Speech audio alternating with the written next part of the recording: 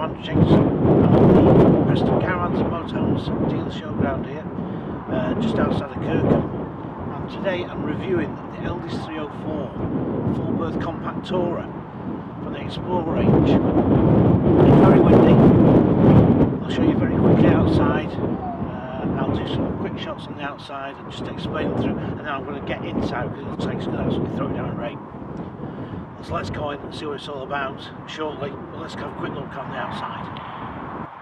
Well, here we have the 304's exterior, and it's got a front gas locker, and this is the SE version, so basically what it's got on, it's got the AKS hitch on, plus as well it's got the alloy wheels. The battery box and mains input is on this side here by the solid construction badge, and also for the cassette loo, that's also in the back by the door on this side, because the loo is a little corner loo, and basically it follows a very old traditional layout that was popular for many years.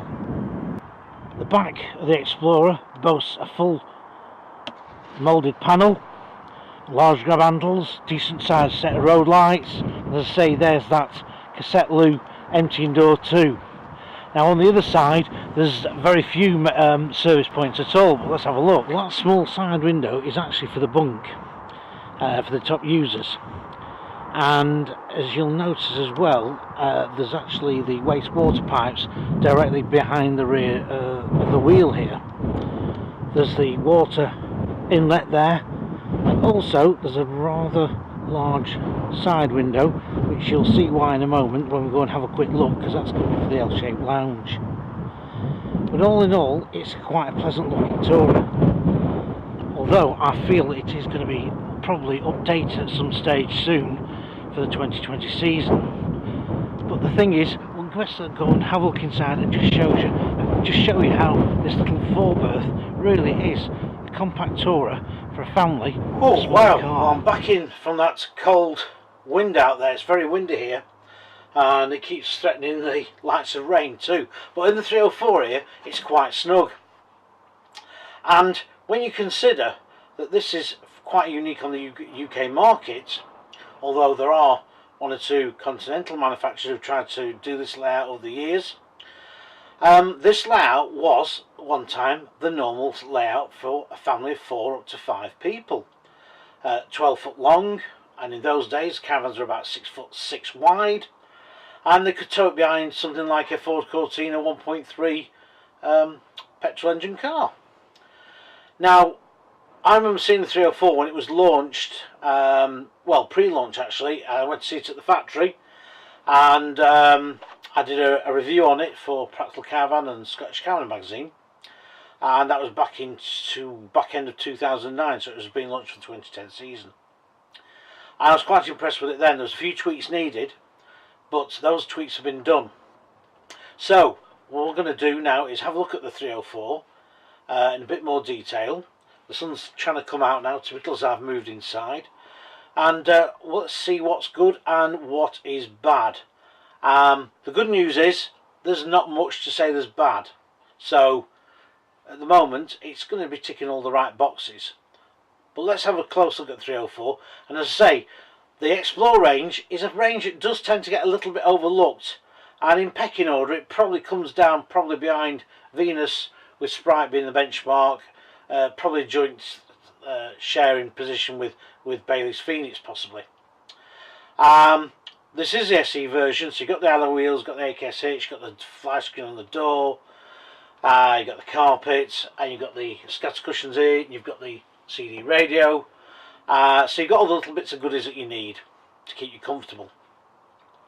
So, Xplore's trundled away in the background, and it's rather a shame because this 304 especially is a great little tourer, and of course people may remember it was launched originally as a 2-berth, and the 2-berth was phased with the 304 stopping as it is. So let's have a close look and see what it's all about. Right, well, we're here in the front lounge where I've just been, and what I do like, of course, is that big side large window, which gives you plenty of vision out. You can see what's going on around you, and also lets in lots of light. There's also the TV shelf here as well to put the telly on, and the quality of the upholstery is very, very good for an entry-level tourer, and it's really, really comfortable to sit on. I was sat on it obviously just before.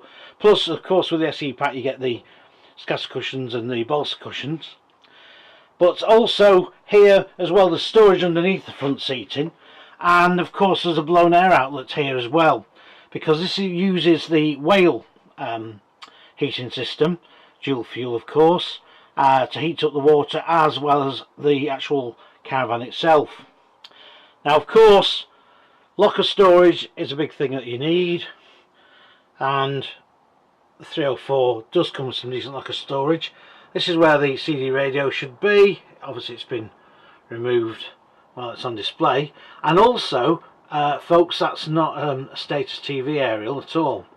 That's a French equivalent, and from what I've actually used an Elddis previously with that aerial on, it seems to perform quite well, although I'm a little bit of a status fan.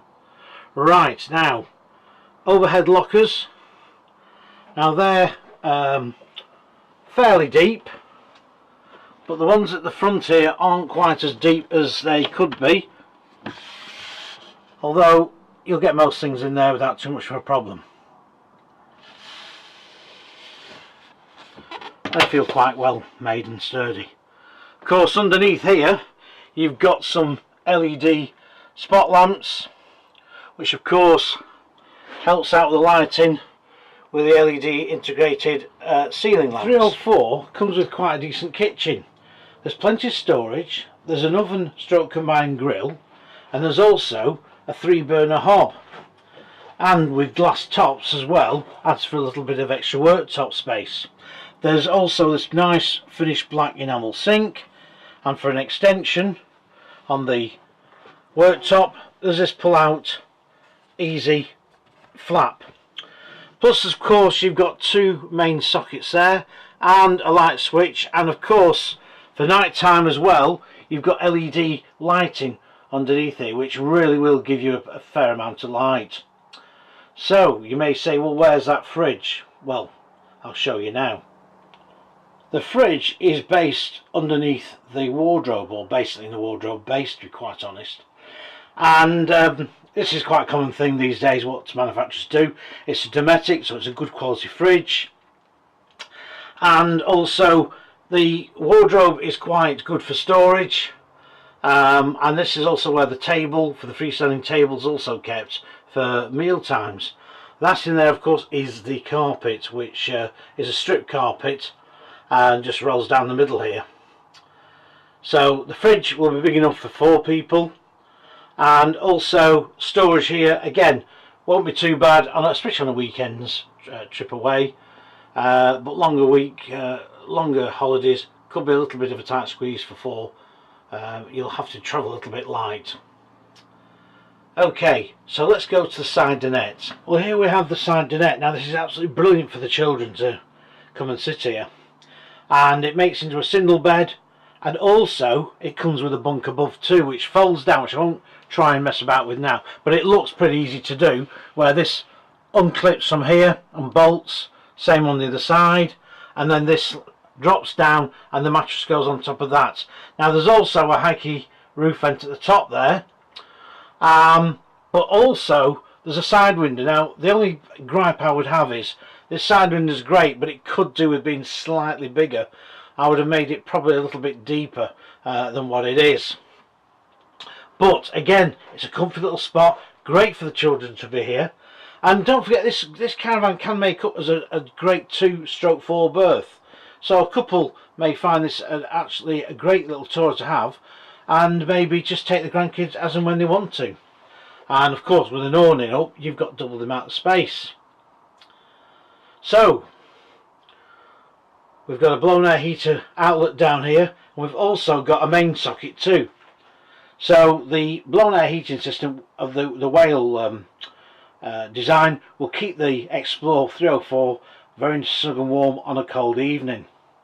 But let's go and have a look at the bathroom next. Right, well here we have the bathroom, and a large mirror by the entrance door. Now of course what you'll notice is no glazed door on the entrance door. And in the old days, what would have happened is this corner washroom would have been half its size, and the door into the corner washroom would have actually come across here as a partition, and it would have used basically the porchway, and you'd have to make sure you lock the entrance door, otherwise somebody may have caught you in a rather embarrassing position on the loo.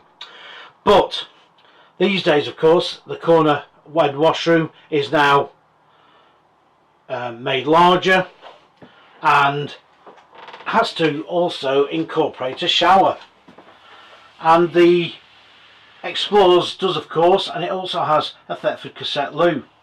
It's quite a good little bathroom, in fact. It's got a great little hand basin there, very large, nice posh tap there, and again you've got another large mirror, integral lighting in the ceiling, and also you've got a roof vent there. There's no window in here. I suppose a window wouldn't have been a bad. It'd have been nice to have. It'd been nice on the cake, let's say that. To have had on the in the washroom. You've got some great bits of cupboard storage at the top here as well, and of course it's a shower curtain that goes round. But all in all, this is a fabulous little washroom, and to be quite honest, in an emergency, if you're on a site with few facilities, you know, you could use it with without too much of a problem at all, and you wouldn't feel short-changed.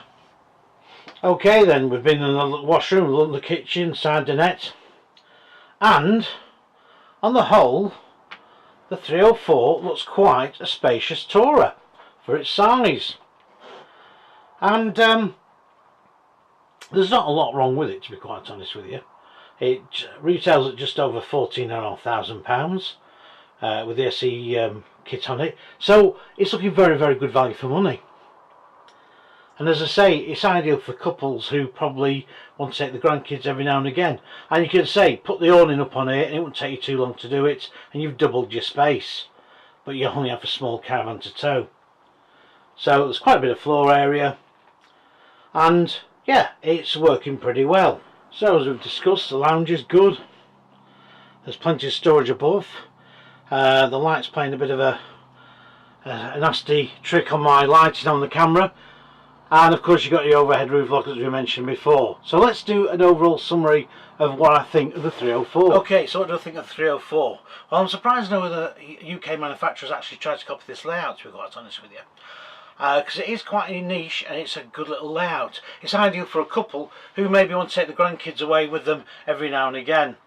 There's a few little niddles I've got. I'd like to see some spotlights over here, and I'd like to see a slightly bigger window in here as well. But apart from that, really, for the money, the 304 takes some beating. It's £14,700 as it stands on the dealer's forecourt, and I think that represents excellent value for money. I think it's got a decent fridge, it's got decent equipment, there's no microwave. Whether that'll be a deal breaker for some, I don't know, but it's something you can take along if you need a microwave, and you can pop it on the table and use it here. It's got 3 to 4 main sockets, blown air heating, as I say, by Whale, so it should keep this van very, very warm. It's ideal for people who've got a small driveway and also a small car, and it's ideal as well for somebody who's just taking up caravan, their first new caravan. And the L-shaped lounge, the quality of the seating, you know, this caravan does feel a little bit more upmarket than what the price suggests. But on the whole, if you're looking for a tourer such as a 304 for 4 people, but you only want it compact in size, then I'm afraid this is probably going to be your best bet. And to be quite honest, you won't be shortchanged by any means. So yeah, out of 10 I'd probably rate it about 7.5.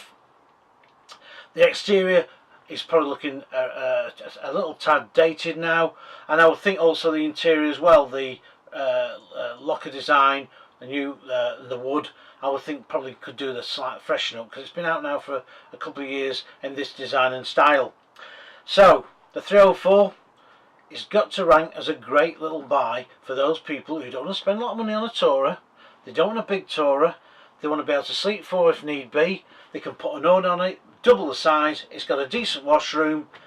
I don't think you can go too far wrong. So it's Andrew Jenkinson, finishing my review of the 304. please subscribe if you want to do, and I'm hoping you're enjoying these videos. As you'll see, I'll just come and tell the truth, what it's all about. I won't hide anything. If I think something's bad or good, I'll say it. So there's no glossing over anything at all. And basically, I hope you enjoy all the videos that I do, and my tests will vary in format, because I like to keep things a little bit different. But yeah, on the whole, finishing off with the 304, I think it's a great little tourer, and it's worth considering, even if you're a couple who want a option of maybe sleeping an extra two your grandkids, or leaving the front end up as a double and use this side dinette as your main meal place. Hey, you know, there'd be nothing wrong with that. The good thing is, it's good value for money, and it's pretty well made.